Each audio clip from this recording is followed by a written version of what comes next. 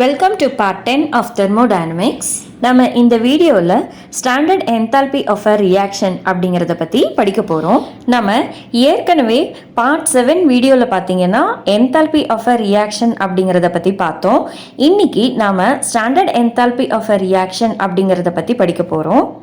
நம்ம லேபில் பண்ணுற கெமிக்கல் ரியாக்ஷன்ஸ்லேயோ இல்லைன்னா நேச்சுரலாக நடக்கிற கெமிக்கல் ரியாக்ஷன்லேயோ ஆக்சுவலாக என்ன நடக்குது அப்படிங்கிறத பார்க்கலாம். நாம் இப்போது நாம் ஒரு 2 ரியாக்டன்ஸை மிக்ஸ் பண்ணுறோம் அப்படின்னு வச்சுக்கோங்களேன். அந்த இடத்துல ரியாக்டன்ஸை மிக்ஸ் பண்ணதுக்கப்புறம் என்ன நடக்கும் அப்படின்னா, ரியாக்டன்ஸில் இருக்கிற ஓல்டு பாண்ட்ஸ் எல்லாம் முதல்ல பிரேக் ஆகும். அதுக்கப்புறம் மாலிக்யூல்ஸ் எல்லாம் ரீஓரியன்ட் ஆகிட்டு அதுக்கப்புறம் நியூ பாண்ட்ஸ் ஃபார்ம் ஆகி ப்ராடக்ட்ஸ் நமக்கு கிடைக்கும். இப்போ நம்ம ஃபார்மேஷன் ஆஃப் வாட்டர் அப்படின்னு எடுத்துக்கிட்டோம்னா ரியாக்டன்ஸ் வந்து என்ன, ஹைட்ரஜன் அண்ட் ஆக்சிஜன் இல்லையா? இந்த ரியாக்ஷனுக்கு தேவையான எக்ஸ்பெரிமெண்டல் கண்டிஷன்ஸை நம்ம ப்ரொவைட் பண்ணும்போது இந்த ஹைட்ரஜனில் இருக்கிற ஓல்டு பாண்ட் பிரேக் ஆகும். அதே மாதிரி ஆக்சிஜனில் இருக்கிற ஓல்டு பாண்டும் பிரேக் ஆகும். அதுக்கப்புறம் ஹைட்ரஜனுக்கும் ஆக்சிஜனுக்கும் நியூ பாண்ட் ஃபார்ம் ஆகும்போது நமக்கு வாட்டர் அப்படிங்கிற ப்ராடக்ட் கிடைக்கும். இந்த ஓல்டு பாண்ட்ஸ் எல்லாம் பிரேக் ஆகும்போது நம்ம எனர்ஜி சப்ளை பண்ண வேண்டியதாக இருக்கும். அதே மாதிரி நியூ பாண்ட்ஸ் எல்லாம் ஃபார்ம் ஆகும்போது எனர்ஜி ரிலீஸ் ஆகும். இந்த சப்ளை பண்ண எனர்ஜியும் ரிலீஸ் ஆகிற எனர்ஜியும் எப்போவுமே எல்லா ரியாக்ஷனுக்கும் ஈக்குவலாக இருக்கும் அப்படின்னு சொல்ல முடியாது. ஒரு எக்ஸோதெர்மிக் ரியாக்ஷனில் ரியாக்டன்ஸோட எனர்ஜி அதிகமாக இருக்கும், அதுவே ப்ராடக்ட்ஸோட எனர்ஜி கம்மியாக இருக்கும். எனர்ஜி எப்படி கம்மியாச்சு அப்படின்னு பார்த்தோம்னா, கொஞ்சம் எனர்ஜி சரௌண்டிங்ஸ்க்கு அது ரிலீஸ் பண்ணிடுறதுனால ப்ராடக்ட்ஸோட எனர்ஜி கம்மியாக இருக்கும். அதனால தான் ஒரு எக்ஸோதெர்மிக் ரியாக்ஷனில் டெல்டா ஹெச் நெகட்டிவ் அப்படின்ட்டு நம்ம சொல்கிறோம். அதுவே ஒரு எண்டோதெர்மிக் ரியாக்ஷன் அப்படின்னு எடுத்துக்கிட்டோம்னா ரியாக்டன்ஸோட எனர்ஜி கம்மியாக இருக்கும், ப்ராடக்ட்ஸோட எனர்ஜி அதிகமாக இருக்கும். எப்படி ப்ராடக்ட்ஸோட எனர்ஜி அதிகமாச்சு அப்படின்னா, சிஸ்டம் சரௌண்டிங்ஸ்லேருந்து ஹீட் எனர்ஜியை அப்சர்வ் பண்ணிக்கிட்டு ப்ராடக்ட்ஸோட எனர்ஜியை இன்க்ரீஸ் பண்ணிடுச்சு. இந்த ப்ராடக்ட்ஸ்க்கும் ரியாக்டன்ஸ்க்குமான எனர்ஜி டிஃப்ரென்ஸை தான் நம்ம என்னன்னு சொல்கிறோம், டெல்டா ஹெச் அப்படின்னு சொல்கிறோம். ஸோ ஒரு ரியாக்ஷன் கான்ஸ்டன்ட் ப்ரெஷர் கண்டிஷனில் நடக்கும்போது ரியாக்டன்ஸ்லேருந்து ப்ராடக்ட்ஸாக கன்வெர்ட் ஆகும்போது நடக்கிற எனர்ஜி சேஞ்சை நம்ம என்னன்னு சொல்கிறோம், டெல்டா ஹெச் அப்படின்னு சொல்கிறோம். என்தால்பி அப்படிங்கிறது heat content of the system. Change in enthalpy அப்படிங்கிறது என்னன்னு சொல்லுவோம், அதாவது enthalpy of the products minus enthalpy of the reactants அப்படிங்கிறத தான் change in enthalpy delta H அப்படின்னு சொல்கிறோம். அது வந்து எக்ஸோதெர்மிக் ரியாக்ஷனுக்கு டெல்டா ஹெச் நெகட்டிவாக இருக்கும், அதுவே எண்டோதெர்மிக் ரியாக்ஷனில் டெல்டா ஹெச் பாசிட்டிவாக இருக்கும்.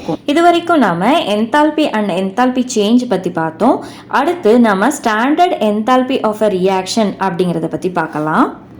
Standard enthalpy of a reaction அப்படிங்கிறது என்ன அப்படின்னு பார்த்தோம்னா, ஃபார் எக்ஸாம்பிள் நம்ம ரியாக்டன்ஸ் எடுத்துக்கிறோம். அந்த ரியாக்டன்ஸ் வந்து பார்த்தீங்கன்னா ப்ராடக்ட்ஸாக கன்வெர்ட் ஆகுது. இந்த இடத்துல change in enthalpy of the reaction, அதாவது அதை நம்ம எப்படி ரெப்ரசன்ட் பண்ணுவோம் அப்படின்னா டெல்டா சப்ஸ்கிரிப்ட் ஆர் ஹெச் அப்படின்னு நம்ம ரெப்ரசன்ட் பண்ணுவோம். இதை நாம் ரியாக்ஷன் என்தால்பி அப்படின்னு கூட சொல்லலாம். எப்போவுமே ஒரு ரியாக்ஷனில் ஒரே ஒரு ப்ராடக்ட் ஒரே ஒரு ரியாக்டன்ட் இருந்தது அப்படின்னா நம்ம சிம்பிளாக டெல்டா ஹெச் வேல்யூவை delta H which is equal to H products minus H reactance அப்படின்னு நம்ம சொல்லிடலாம். ஆனால் எல்லா ரியாக்ஷன்லேயும் ஒரே ஒரு ப்ராடக்ட் ஒரே ஒரு ரியாக்டன்ட் தான் இன்வால்வ் ஆகும் அப்படின்னு சொல்ல முடியாது இல்லையா? சரி, இப்போ நம்ம நிறைய ரியாக்டன்ஸ் நிறைய ப்ராடக்ட்ஸ் இருக்கும்போது என்ன பண்ணுறது அப்படின்னா, அதே ஈக்குவேஷனை நம்ம எக்ஸ்டெண்ட் பண்ணும்போது delta R H which is equal to sigma ai h products minus sigma bi h reactants அப்படிங்கிற எக்ஸ்பிரஷன் நமக்கு கிடைக்கும். இந்த இடத்துல ஏஐ பிஐ அப்படிங்கிறது என்ன அப்படின்னா, நம்ம கெமிக்கல் ஈக்குவேஷன் பேலன்ஸ் பண்ணும்போது நமக்கு ஸ்டாய்கியோமெட்ரிக் கோஎஃபிஷியன்ஸ் எல்லாம் கிடைக்கும் இல்லையா, ப்ராடக்ட்ஸ்க்கும் ரியாக்டன்ஸ்க்கும். அதை தான் இந்த இடத்துல ஏஐ, அதாவது ப்ராடக்ட்ஸ்க்கு ஏஐ அப்படின்னு சொல்கிறோம், அதுவே ரியாக்டன்ஸ்க்கு பிஐ அப்படின்னு சொல்கிறோம். இந்த இடத்துல நாம் ஏன் வந்து சம்மேஷன் அதாவது சிக்மா அப்படிங்கிறது கொண்டு வரோம் அப்படின்னா, நம்ம இந்த ரியாக்ஷனில் பார்த்தீங்கன்னா மோர் தென் ஒன் ரியாக்டன்ஸ் இன்வால்வ் ஆகிற மாதிரி நம்ம பார்த்தோம் இல்லையா, அதே மாதிரி ஃபார்ம் ஆகிற ப்ராடக்ட்ஸும் மோர் தென் ஒன் ப்ராடக்ட் ஃபார்ம் ஆகுது. அதனால் அதோட எனர்ஜி சேஞ்சஸை நம்ம சம்மேஷன் பண்ணுறோம். இப்போ நம்ம ஒரு பர்டிகுலர் கெமிக்கல் ரியாக்ஷன் பார்க்கலாம். இதில் வந்து பார்த்தீங்கன்னா 1 mole of methane combines with 2 moles of oxygen. அதாவது இந்த இடத்துல வந்து கம்பஷன் ரியாக்ஷன் நடக்குது, இல்லைன்னா ஆக்சிடேஷன் அப்படின்னு கூட சொல்லலாம். இட் கிவ்ஸ் அஸ் நமக்கு என்ன கிடைக்குது, carbon di oxide 1 mole of carbon di oxide and 2 moles of water கிடைக்குது. இந்த இடத்துல delta H of the reaction ஃபார்முலாவை நம்ம யூஸ் பண்ணுறோம். முதல்ல சிக்மா ஏஐ ஹெச் ப்ராடக்ட்ஸ் அப்படின்ற பார்ட்டுக்கு பார்க்கலாம். அடுத்து நம்ம மைனஸ் சிக்மா பிஐ ஹெச் ரியாக்டன்ஸ் அப்படிங்கிற பார்ட்டை பார்க்கலாம். ஃபஸ்ட்டு ப்ராடக்ட் சைட் பார்த்தோன்னா சிக்மா ஏஐ ஹெச் ப்ராடக்ட்ஸ் அப்படின்னு சொல்கிறோம் இல்லையா. ஏன் இந்த இடத்துல ஏஐ அப்படிங்கிறது யூஸ் பண்ணுறோம் அப்படின்னா அதுதான் ஸ்டாய்கியோமெட்ரிக் கோஎஃபிஷியன்ட். இந்த இடத்துல ப்ராடக்ட்ஸ் அப்படின்னு எடுத்துக்கிட்டோன்னா கார்பன் டை ஆக்சைடு அதோட ப்ராடக்ட் அதோட ஸ்டாய்கியோமெட்ரிக் கோஎஃபிஷியன்ட் 1 அண்ட் வாட்டரோட ஸ்டாய்கியோமெட்ரிக் கோஎஃபிஷியன்ட் பார்த்தோன்னா 2.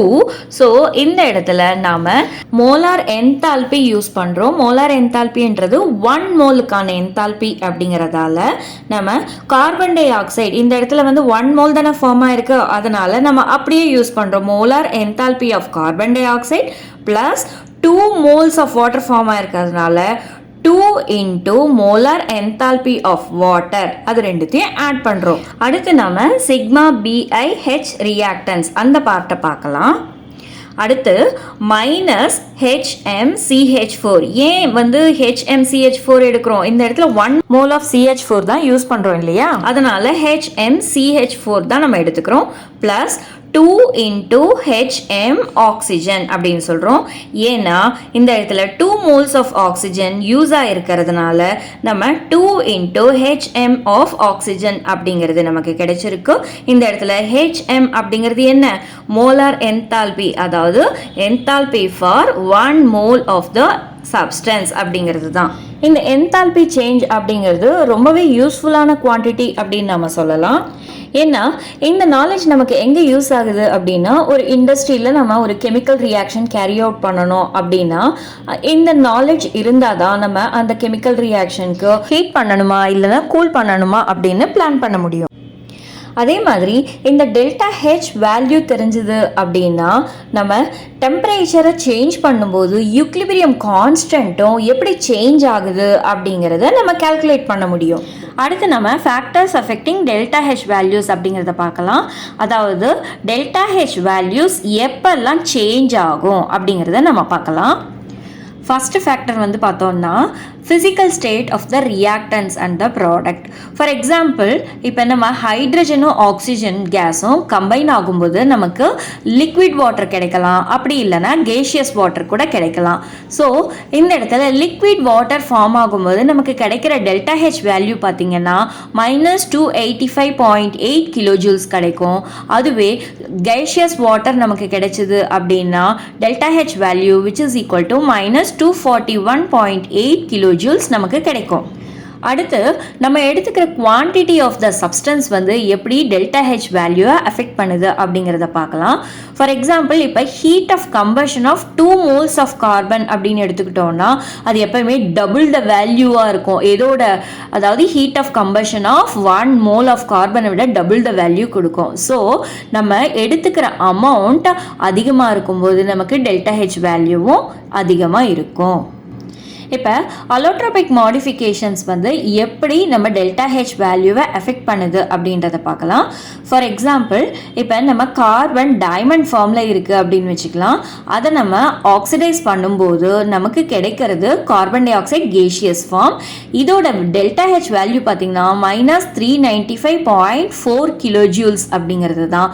அதுவே நம்ம கார்பன் இந்த கிராஃபைட் ஃபார்ம் எடுத்துக்கிட்டோம் அப்படின்னா அதே சேம் கார்பன் தான், ஆனால் இதில் அலோட்ரோபிக் மாடிஃபிகேஷன் பண்ணியிருக்கோம். என்ன டைமண்ட்லேருந்து கிராஃபைட் அப்படிங்கிற அலோட்ரோபிக் மாடிஃபிகேஷன் நம்ம பண்ணியிருக்கோம்.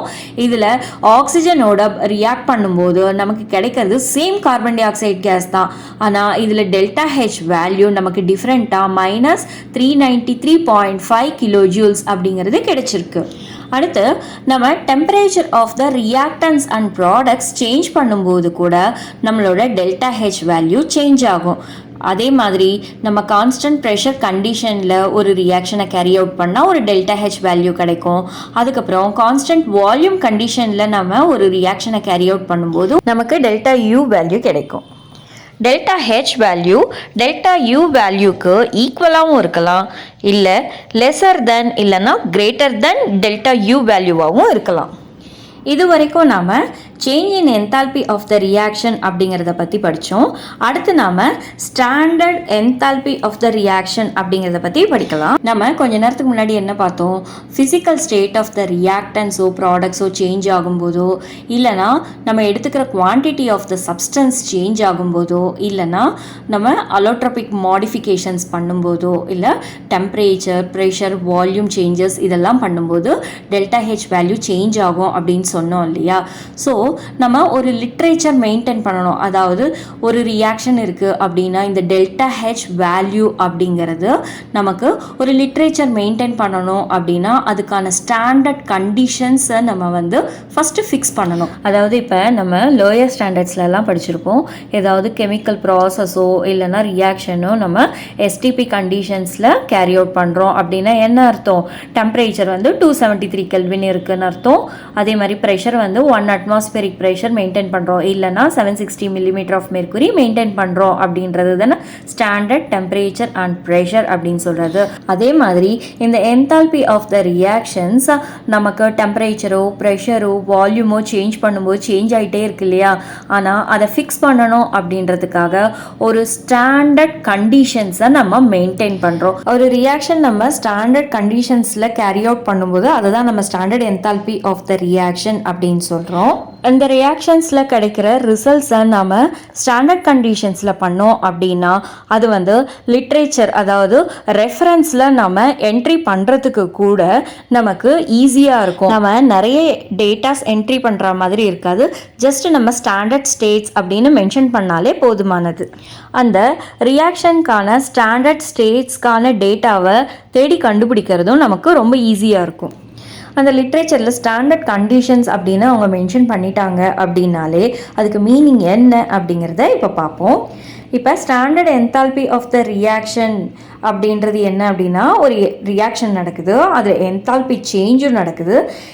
அந்த மாதிரி நேரத்தில் அதில் பார்ட்டிசிபேட்டிங் சப்ஸ்டன்ஸ் வந்து ஸ்டாண்டர்ட் ஸ்டேட்டில் இருக்கணும் அப்படிங்கிறது ஃபஸ்ட்டு கண்டிஷன்.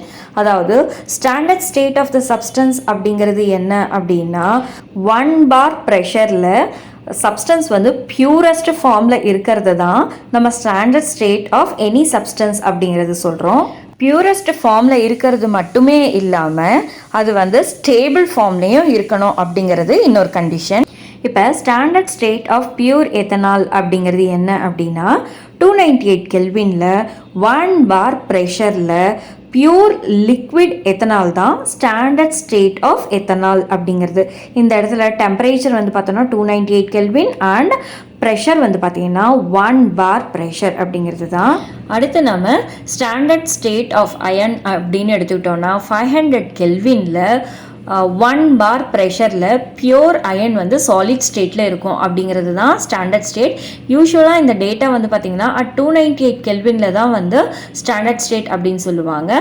ஸ்டாண்டர்ட் கண்டிஷன்ஸ் அப்படிங்கிறது நம்ம எப்படி டினோட் பண்ணுவோம் அப்படின்னா டெல்டா ஹெச் நாட், அதாவது சூப்பர் ஸ்கிரிப்டில் வந்து பார்த்திங்கன்னா ஜஸ்ட்டு வந்து ஒரு நெகட்டிவ் சைன், அதை சுற்றி ஒரு சர்க்கிள் இருக்கும், அதை தான் வந்து டெல்டா ஹெச் நாட் அப்படின்னு நம்ம ரெப்ரசன்ட் பண்ணுவோம். இப்போ standard states of some elements நம்ம எக்ஸாம்பிள்ஸ் பார்க்கலாம். கார்பன் அப்படின்னு பார்த்தோன்னா நமக்கெல்லாம் தெரியும் அலோட்ரோபிக் ஃபார்ம் இருக்கும். கிராஃபைட், டைமண்ட் இதெல்லாம் வந்து அலோட்ரோபிக் ஃபார்ம் ஆஃப் கார்பன் இல்லையா?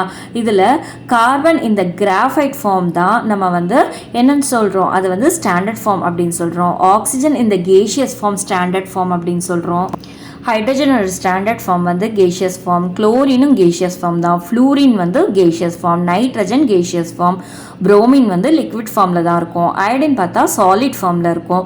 பாஸ்பரஸ் நமக்கு தெரியும், white phosphorus, red phosphorus, 2 phosphorus இருக்கு இல்லையா, ஆனால் ஒயிட் பாஸ்பரஸ் தான் ஸ்டாண்டர்ட் ஃபார்ம், ஸ்டாண்டர்ட் ஸ்டேட் அப்படின்னு சொல்லுவோம். ஸோ அடுத்து நம்ம சல்ஃபர் அப்படின்னு எடுத்துக்கிட்டோம்னா ரோம்பிக் சல்ஃபர், மோனோக்ளினிக் சல்ஃபர் அப்படின்ட்டு அலோட்ரோபிக் ஃபார்ம்ஸ் எல்லாம் இருக்கு இல்லையா, இதில் ஆர்த்தோரோம்பிக் ஃபார்ம் தான் ஸ்டாண்டர்ட் ஸ்டேட் அப்படின்னு சொல்லலாம். அதே மாதிரி சோடியம் வந்து சாலிட் ஸ்டேட்டில் இருக்கும், ஸ்டாண்டர்ட் ஸ்டேட் அப்படிங்கிறது. மெக்னீஷியம் சாலிட் ஸ்டேட் அண்ட் அலுமினியமும் சாலிட் ஸ்டேட்டில் தான் இருக்கும், ஸ்டாண்டர்ட் ஸ்டேட் அப்படிங்கிறது. இதெல்லாம் ரொம்ப இம்பார்ட்டண்ட்டான எக்ஸாம்பிள்ஸ் அப்படிங்கிறதால நான் மென்ஷன் பண்ணியிருக்கேன். ஸோ ஸ்டாண்டர்ட் ஸ்டேட் அப்படிங்கிறது என்ன அப்படின்னு பார்த்தோம்னா, ஒரு சப்ஸ்டன்ஸ் 298 கெல்வின், ஜென்ரலி 298 கெல்வின், ஆனால் அது ரொம்ப ஸ்பெசிஃபிக்காக சொல்ல முடியாது. ஆனால் நம்ம ப்ரெஷர் அப்படின்னு எடுத்துக்கிட்டோன்னா 1 பார் ப்ரெஷரில் எந்த ஃபார்மில் அது எக்ஸிஸ்ட் ஆகுதோ, எந்த ஸ்டாண்டர்ட் ஃபார்மில் எக்ஸிஸ்ட் ஆகுதோ அதை தான் நாம் ஸ்டாண்டர்ட் ஸ்டேட் அப்படின்னு சொல்கிறோம். Standard enthalpy of the reaction அப்படிங்கிறது ஒரு ஜென்ரல் டேர்ம் தான். அதுவே நம்ம ஒரு பர்டிகுலர் ரியாக்ஷன் அப்படின்னு எடுத்துக்கிட்டோம்னா, இப்போ வந்து ஃபேஸ் டிரான்ஸ்ஃபர்மேஷன் அப்படின்னு எடுத்துக்கிட்டோம்னா, ஃபார் எக்ஸாம்பிள் இப்போ சாலிட் ஸ்டேட்லேருந்து லிக்விட் ஸ்டேட்டுக்கு சேஞ்ச் ஆகுதுன்னா அது மெல்ட்டிங் சொல்லுவோம், இல்லைனா ஃபியூஷன் அப்படின்னு சொல்லுவோம் இல்லையா. அந்த இடத்துல நம்ம ஸ்டாண்டர்ட் என்தால்பி ஆஃப் ஃபியூஷன் அப்படின்னு சொல்லணும். இல்லைன்னா இப்போ ஒரு வேப்பரைசேஷன் ரியாக்ஷன் நடக்குது அப்படின்னா நம்ம ஸ்டாண்டர்ட் என்தால்பி ஆஃப் வேப்பரைசேஷன் அப்படின்னு சொல்லுவோம். அதுவே ஒரு சப்ளிமேஷன் ரியாக்ஷன் நடக்குது அப்படின்னா அதை நம்ம ஸ்டாண்டர்ட் என்தால்பி ஆஃப் சப்ளிமேஷன் அப்படின்னு சொல்லுவோம். அதுவே வந்து ஒரு ஃபார்மேஷன் ரியாக்ஷன் நடக்குதுன்னா அதை நம்ம ஸ்டாண்டர்ட் என்தால்பி ஆஃப் ஃபார்மேஷன் அப்படின்னு சொல்லலாம். அதுக்கப்புறம் கம்பஷன் ரியாக்ஷன் அப்படின்னா ஸ்டாண்டர்ட் என்தால்பி ஆஃப் கம்பஷன் அப்படின்னு சொல்லலாம். என்தால்பி ஆஃப் ஆட்டமைசேஷன் அப்படின்றது நடந்ததுன்னா அந்த இடத்துல ஸ்டாண்டர்ட் என்தால்பி ஆஃப் ஆட்டமைசேஷன் அப்படின்னு சொல்லலாம். ஒரு மாலிக்யூலில் இருக்கிற பாண்டை பிரேக் பண்ணுறதுக்கு தேவையான என்தால்பியை நம்ம பாண்ட் என்தால்பி அப்படின்னு சொல்லலாம். ஒரு சொல்யூட்டை வந்து நம்ம சால்வெண்ட்டில் டிசால்வ் பண்ணும்போது நமக்கு என்தால்பி சேஞ்சஸ் எல்லாம் நடக்கும் இல்லையா, அது நம்ம என்னன்னு சொல்லலாம், ஸ்டாண்டர்ட் என்தால்பி ஆஃப் சொல்யூஷன் அப்படின்னு சொல்லலாம். அதே மாதிரி ஒரு அயனிக் காம்பவுண்ட் ஃபார்ம் ஆகும்போது நமக்கு லேட்டெக்ஸ், கிறிஸ்டல் லேட்டெக்ஸ் ஃபார்ம் ஆகும் இல்லையா, அந்த நேரத்துலையும் நமக்கு என்தால்பி சேஞ்சஸ் எல்லாம் நடக்கும் இல்லையா, அது நம்ம என்னன்னு சொல்லலாம், லேட்டெக்ஸ் என்தால்பி அப்படின்னு சொல்லலாம். ஸோ இந்த ஸ்டாண்டர்ட் என்தால்பி ஆஃப் ரியாக்ஷன் அப்படிங்கிறது நம்ம டிஃப்ரெண்ட் ரியாக்ஷன்ஸ்க்கு நம்ம அப்ளை பண்ணும்போது அதுக்கு ஒவ்வொரு நேம் நம்ம கொடுக்குறோம். இந்த வீடியோவில் நாம் standard enthalpy of the reaction அப்படிங்கிறது என்ன அப்படின்னு பார்த்தோம். இந்த வீடியோ உங்களுக்கு பிடிச்சிருந்தால் லைக் பண்ணுங்கள், ஷேர் பண்ணுங்கள், சப்ஸ்கிரைப் பண்ணுங்கள். தேங்க்யூ ஃபார் வாட்சிங் திஸ் வீடியோ.